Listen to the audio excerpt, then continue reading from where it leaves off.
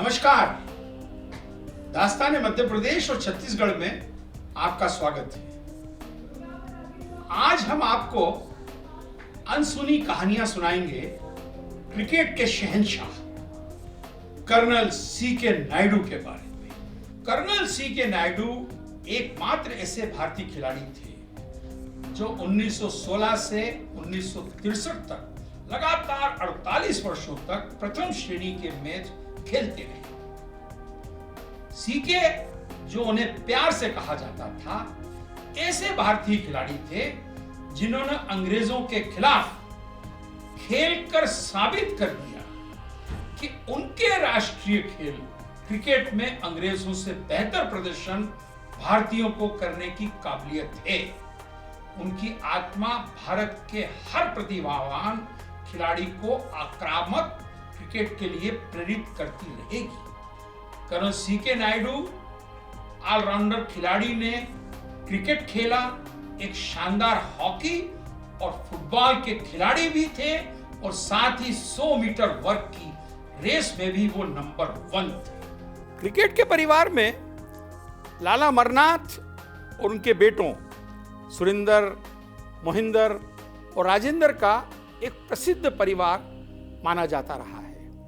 लेकिन इससे पहले सी.के. नायडू ने ऐसे ही एक परिवार का नेतृत्व किया था। सी.के. नायडू क्रिकेट खेलने वाले 4 नायडू ब्रदर्स में से सबसे बड़े थे। उनके छोटे भाई सी.एस. दूसरे सबसे कुशल खिलाड़ी थे, लेकिन सी.एल. और सी.आर. तीसरे और चौथे भाई अपने बड़े भाई के बराबरी करने में असमर्थ रहे। सी.के. के बेटे सी.एन. और प्रकाश और सी.के. के भतीजे देवराज गोविंदराज ने भी क्रिकेट खेला।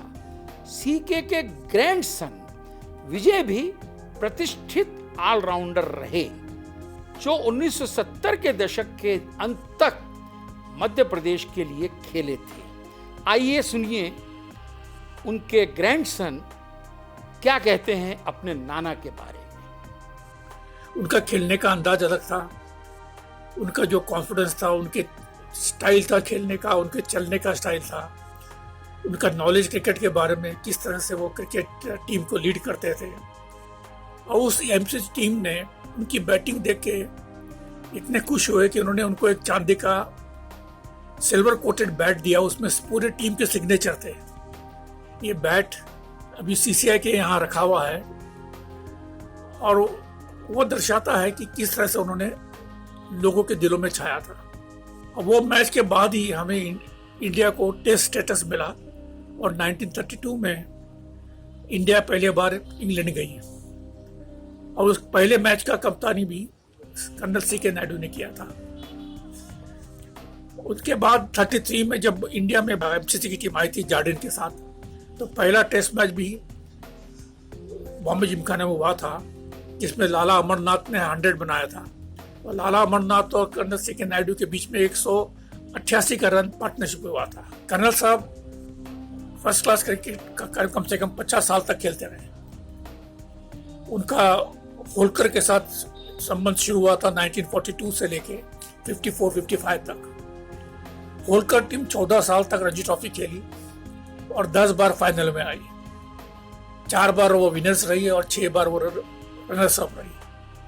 उनकी कप्तानी का शैली भी अलग ही था कि वो बैट्समैन की कमजोरी को जानते थे और ऐसी फील्डिंग सेटिंग करते थे, ऐसे बॉलिंग करने को कहते थे कि विकेट बिल्कुल मिल ही जाता था। जितने मैच होलकर ने जीते थे वो सब कर्नल साहब की कैप्टनशिप के कारण जीते थे। राज सिंह डूंगरपुर, जो इंदौर के डेली कॉलेज में पढ़ते थे, उन्होंने भी कर्नल साहब के बारे में कई चीजें बताई।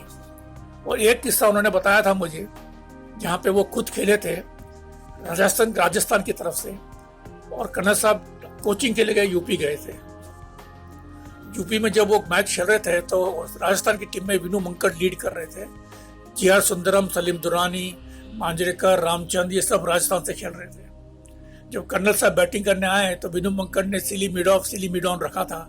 कहा कि भाई ओल्ड मैन मार नहीं सकता है, डोंट वरी करके। कर्नल साहब बैटिंग करने आए, उन्होंने पहले 2 बॉल छक्के मार दिए। वो सामने के प्लेयर सब हट गए वहाँ पे। तो उसके बाद उन्होंने 86 रन बनाया और रन आउट हो गए। पूरी राजस्थान टीम खड़े होकर उनको विदा की ताली बजाते हुए। तो कहते उस वक्त उनकी उम्र थी 62 ईयर्स ओल्ड। मैं देखता था उनके घर में, वो जब रहते थे हम लोग सब, तो घर में खाली क्रिकेट की सिवा कोई बात होती नहीं थी। ब्रेकफास्ट में क्रिकेट, लंच में क्रिकेट, शाम के टी में क्रिकेट या डिनर में क्रिकेट। यह व्यापक रूप से स्वीकार किया जाता है कि आर्थर गिलगन की एमसीसी टीम पर नायडू का जबरदस्त हमला भारत को 1929 की शुरुआत में टेस्ट का दर्जा मिलने का मुख्य कारण था। वह एमसीसी और हिंदुओं के बीच दिसंबर 1926 में मुंबई जिमखाना में खेला गया मैच था, जब भारतीय क्रिकेट की पहली उड़ान भरी गई और आधे दशक के भीतर ही भारत ने अपना पहला टेस्ट मैच खेला।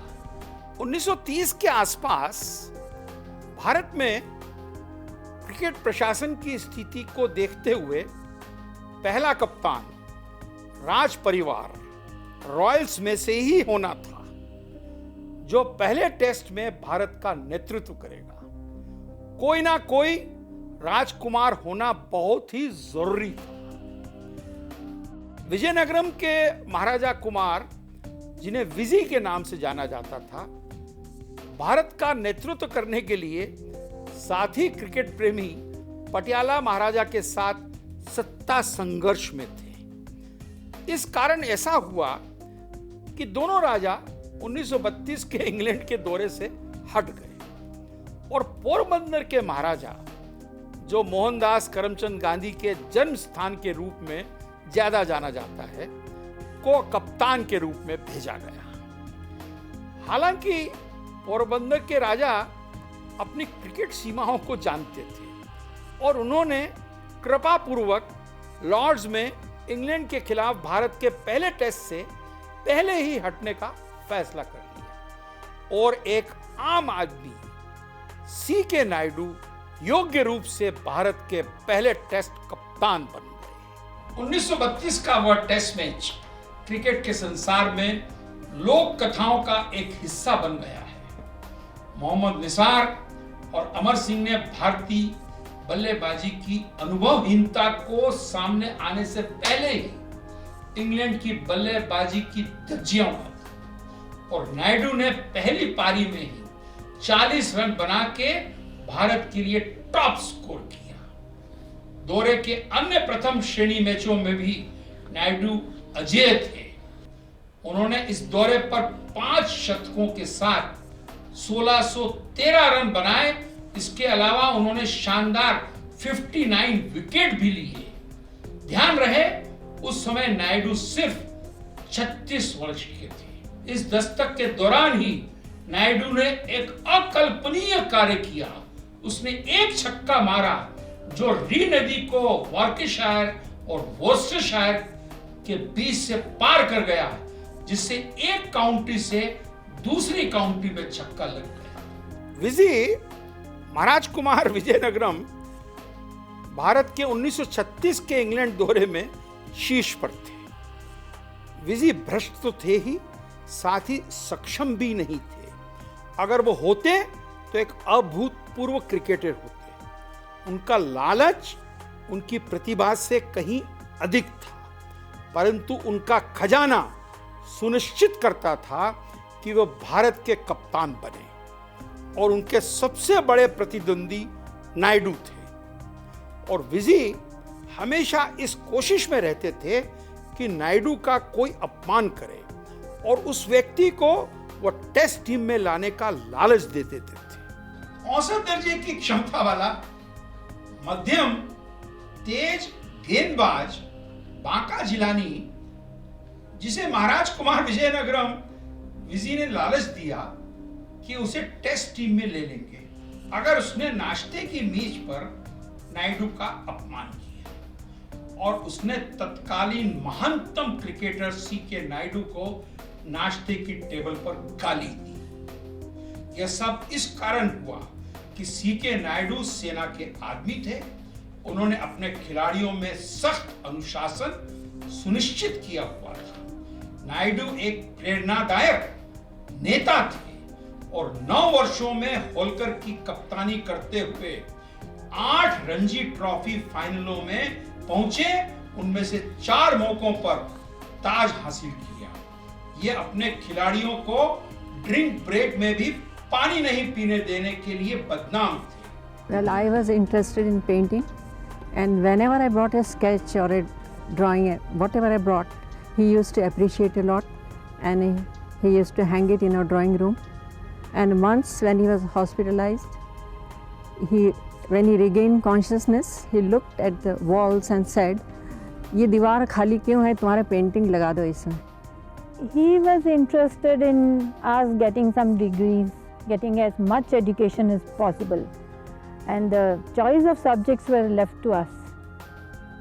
So far as father's life was concerned, 3 D's dominated his life. D for discipline, D for devotion, D for dedication. The last few years, I must say about 3-4 years of his life, that were rather very painful. Painful in the sense that he was a very isolated person. And his fetish for discipline, that was sort of had become obsolete. He had too much of pride, too much of self-respect. That is what he taught us also.